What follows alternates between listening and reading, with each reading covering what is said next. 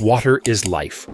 This is a century-old saying that highlights how important water and staying hydrated is for a healthy life.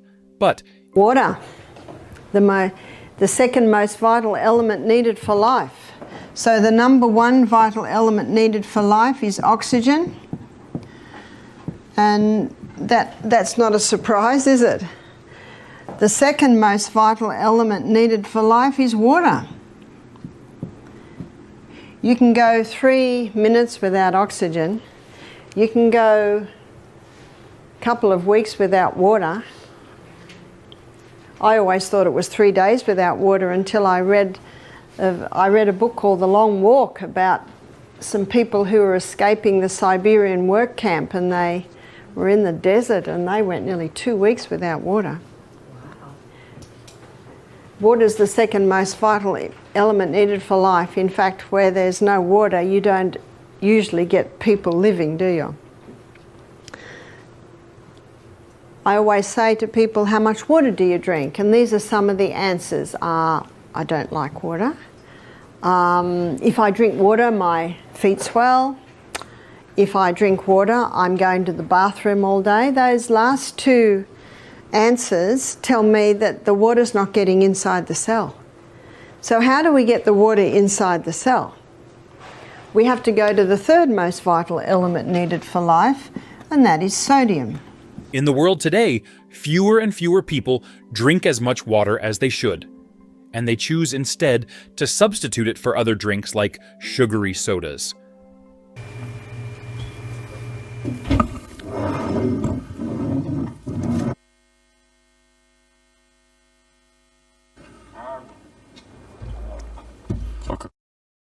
Water, the fountain of youth, as she looks a decade younger thanks to drinking so much water. We've all heard this from doctors, but this woman really has pictures to prove it. Take a look. 42-year-old Sarah Smith claims drinking 6 bottles of water a day for 1 month helped take 10 years off her face. This is Smith before, and this is her just 28 days later. Originally, she set out on her water challenge in an attempt to help with migraines, but found it helped with so much more. These drinks do not only hydrate the body far less than water does, but they also introduce artificial sugars and other chemicals into the body, which in turn contributes to a lot of other diseases, like type 2 diabetes. More people are making the wrong hydration choices. In nature, we find the highest amount of sodium in seawater, and seawater contains 92 minerals. Of those 92 minerals, 30%, approximately 30% is sodium, and of those 92 minerals, approximately 50% is chloride. Now, because sodium chloride take up the most amount, they're the first crystals formed when the water is evaporated. So what man does is he scoops up the first crystals formed, he bleaches them white, puts aluminium with it so that it runs freely, and there's your table salt. Table salt is a dangerous salt because we now have 2 very harsh minerals that if you were to inject both of those into the blood, you would die. There's 2 harsh minerals and they need all the other 90 to soften them and balance them. And this is why Dr. Barbara O'Neill has dedicated her time to teaching people about their health and how to stay healthy. Dr. Barbara is an alternative medicine expert, and she teaches people about natural substances and how they can be used to promote health.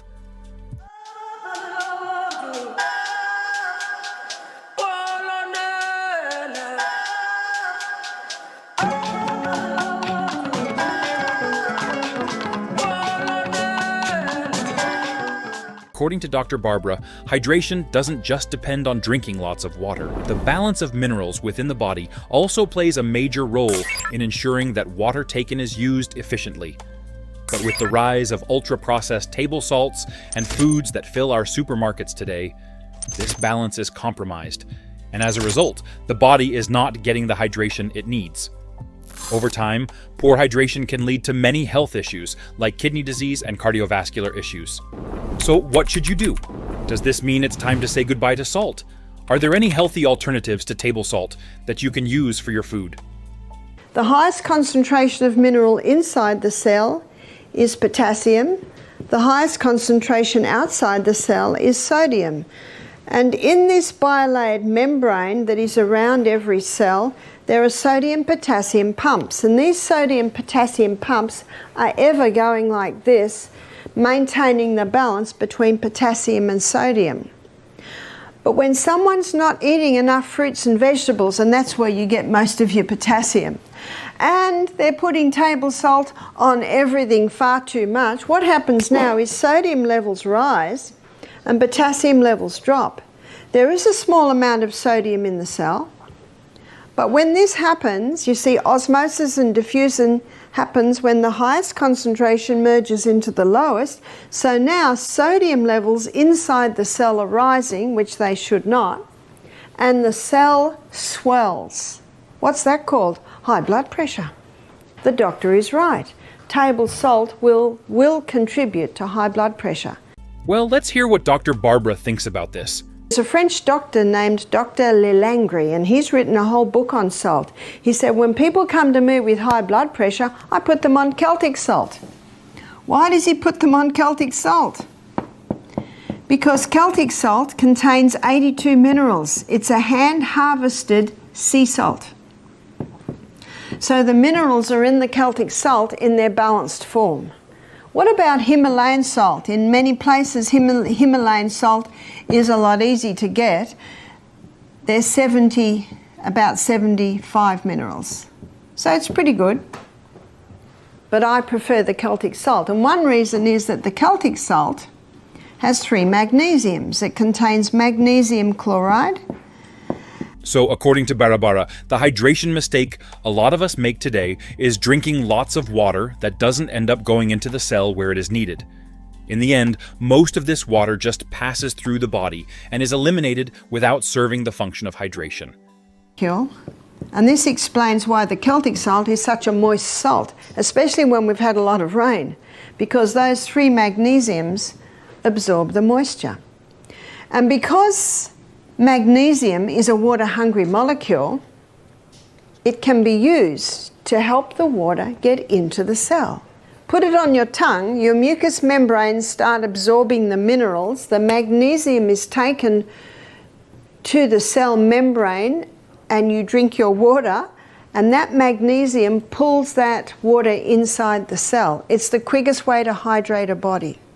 The only time excess water drinking can be dangerous is if people drink too much at once and don't have the minerals that are in the Celtic salt to pull that water inside the cell. I've had people complain to me, they say, I'm drinking more water now and now I'm going to the bathroom all day. So I say, are you having the salt? Have a little crystal before every glass of water. And ideally, we should be having approximately 8 glasses of water a day. And then I say to them, and don't drink a whole glass at once.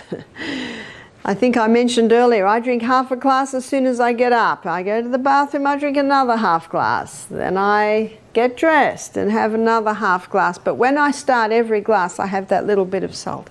So you spread the water over the day. And many people have said to me, thank you so much, that has made a big difference. See, huge water in, it's not long before huge water has to come out. It's like watering a plant. And look how God sends the rain, little by little. So the body still remains largely dehydrated, even though you may be consuming lots of water. Let's start with that common assertion that you need to be drinking 8 glasses of water per day. This idea has been out in the wild for decades, with many believing the original source to be a 1945 notice put out by the Food and Nutrition Board, which recommended that people get about 2.5 liters of water per day. From there, unfortunately, what seems to have been left out is the very next sentence in that recommendation. Most of this quantity is contained in prepared foods. This puts quite the damper on the idea that you need to be gulping down 2.5 liters of water every night. If you eat lots of fresh vegetables and fruits, which at the end of the day are mostly water, then that total is going to be a little bit higher. Water is very important, but so is the salt. And again, the potassium is found in all your fresh fruits and vegetables. You're feeling a little tired or maybe a little bit peckish mid-morning, have the salt, and have the water, and you'll get a little bit of a pickup. So when everyone's going outside to have their cigarette or their cup of coffee, you have your crystal of salt, your glass of water. Absolutely, if you're working in an office, go outside and find a tree. Remember what the trees are giving off? Life-giving oxygen. Breathe deeply from your abdominal muscle, and that blast of oxygen, remember what the oxygen does at the cellular level? Oxygen will give you 18 times more energy. The main takeaway Barbara is pointing out with regard to hydration is that while water may be important, so are the fruits and vegetables we consume. Primary way we should be hydrating is through our food.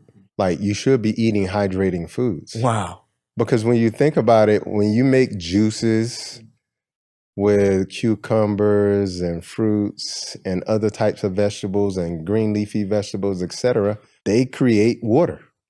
And now that is structured water. That's water that has a structure to it. That's water that has minerals, vitamins, etc. to it. But when you're drinking most typical water, it doesn't have anything in it. In the end, while hydration may depend heavily on water, let's talk about the specific benefits of staying hydrated. Brain health. So the brain is made up of almost 75% water. If you're hydrated, you're more likely to be in a better mood, to have a clearer memory, and to have more energy. Also, headaches are almost always caused by dehydration. So the next time you have a headache, drink a tall glass of water. Also depends on other factors to be effective. No system in the body works entirely on its own, and by recognizing the intertwined networks within the body and how they impact health and hydration, we can begin to take steps to ensure our body receives what it needs.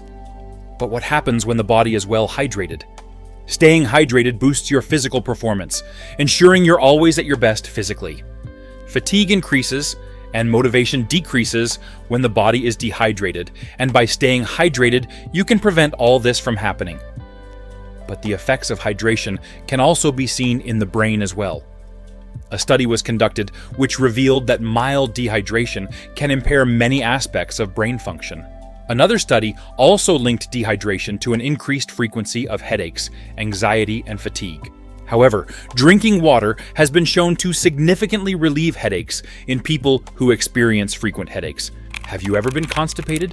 Staying hydrated can help prevent that as well. Increasing hydration has a positive effect on the gut and can help reduce constipation. Studies have also shown that water with magnesium and sodium improves bowel movement in people with constipation. So, will you consider trying Dr. Barbara's hydration advice? Let us know in the comments.